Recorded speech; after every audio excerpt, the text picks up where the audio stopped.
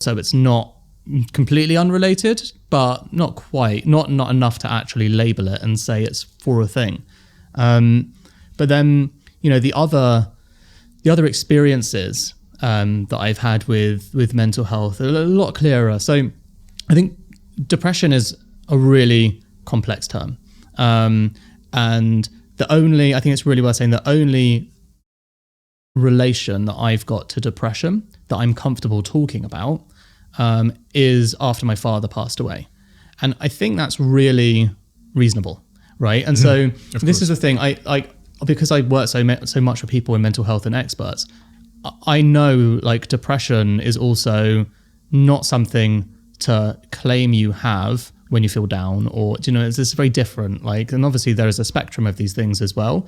But for me, my depressive episode was right after my father passed away, because he was on life support for 6 months and overcame when they said he's 100% going to die, actually survived, made it out of the hospital into a recovery home, and then someone basically had a cold around him and he died of catching their cold after the entire recovery process.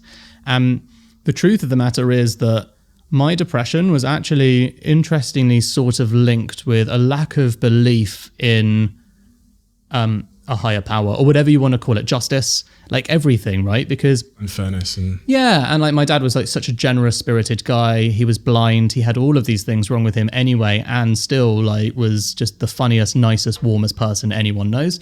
And the last person on earth to kind of deserve something like that. And so for me, the experience after he passed away, so he believed in God. So when he died, I was like, that's my connection to God gone. Therefore, I straight up believe in nothing.